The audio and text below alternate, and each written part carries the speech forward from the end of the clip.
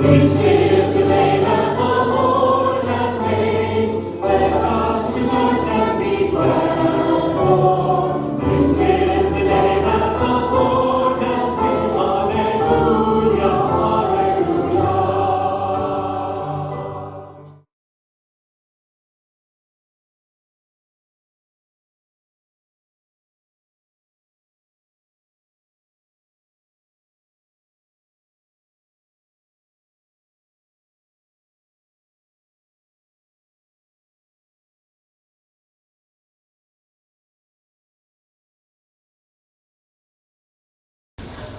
A reading from the letter of St. James. Beloved, who among you is wise and understanding? Let him show his works by a good life and the humility that comes from wisdom. But if you have bitter jealousy and selfish ambition in your hearts, do not boast or be false to the truth. Wisdom of this kind does not come down from above, but is earthly and spiritual, demonic. For where jealousy and selfish ambition exist, there is disorder and every foul practice.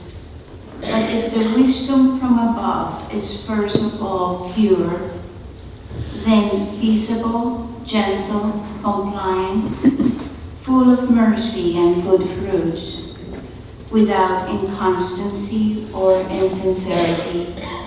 And the fruit of righteousness is sown in peace for those who cultivate peace. The word of the Lord. Psalmodial Psalm. The precepts of the Lord give joy to the heart. The law of the Lord is perfect, refreshing the soul. The decree of the Lord is trustworthy, giving wisdom to the simple. The precepts of the Lord are joy to the heart. The precepts of the Lord are right, rejoice in the heart. The command of the Lord is clear, enlightening the eye. The precepts of the Lord are joy to the heart. The fear of the Lord is pure, enduring forever. The ordinances of the Lord are true, all of them just. The precepts of the Lord are joy to the heart. Let the words of my mouth and the thought of my heart find favor before you, O Lord, my rock and my redeemer. The precepts of the Lord give joy to the heart. Alleluia, alleluia. Alleluia, alleluia. Our Savior Jesus Christ has destroyed death and brought life to the light through the gospel. Alleluia, alleluia.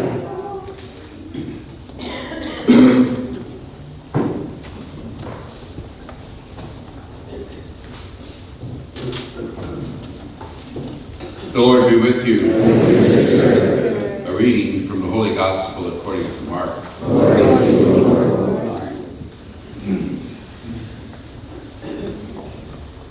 As Jesus came down from the mountain with Peter, James, and John, and approached the other disciples, they saw a large crowd around them and scribes arguing with them.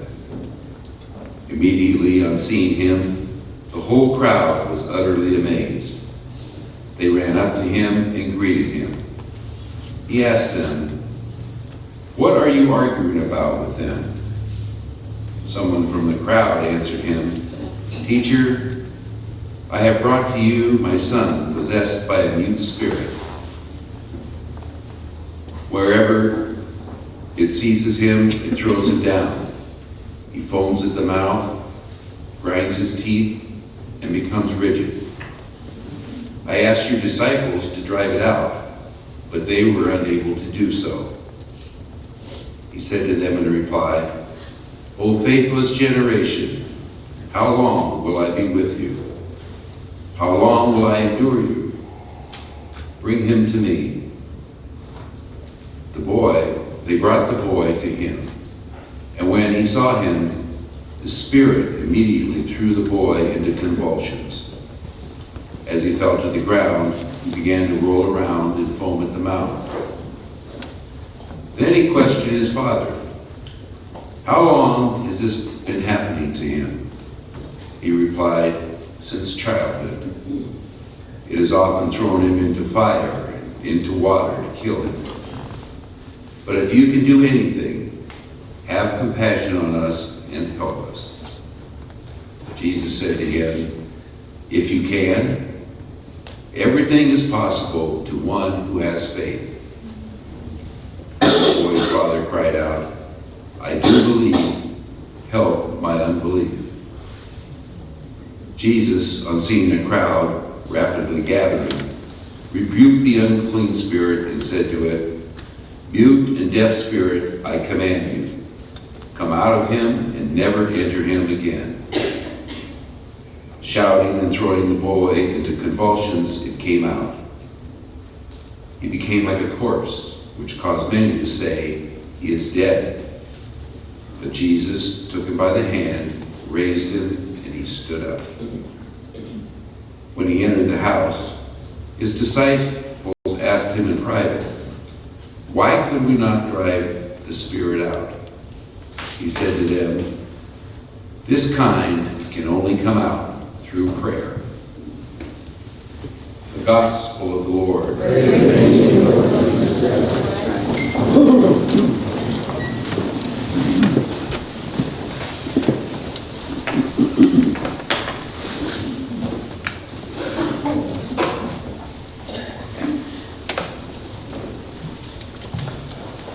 Good morning.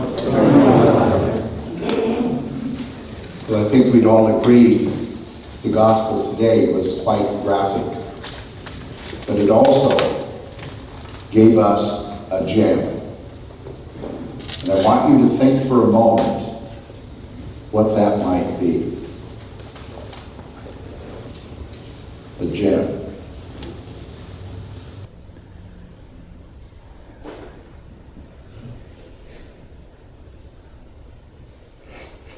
When Jesus speaks to the Father, he challenges him to faith. And Jesus says, not to the Father, to his disciples. When he laments the lack of faith, he says, anything is possible to those who have faith. And then the father of the child says 6 words. Lord, I believe, help my unbelief. That's the gem.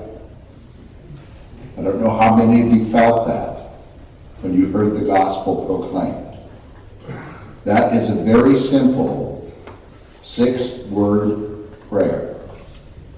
Lord, I believe, help my unbelief.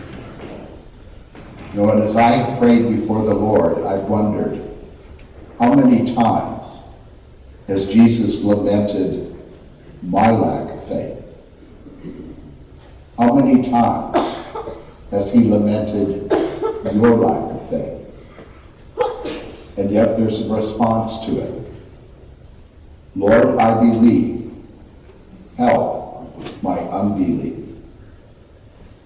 I know for me just yesterday was a very hard day, because that gospel that we were given is the most challenging and least followed advice Jesus speaks about turning the other cheek, loving our enemies, and forgiving. And the only way I can be faithful to that teaching is to learn to say, Lord, I believe, help my unbelief. I don't know if your faith journey, like mine, has been marked by confusion, wavering, and temptation. And against any of those moments, I have a prayer to say. Lord, I believe. Help my unbelief. And if you take nothing from the gospel today but that 6-word prayer, you will have everything you need.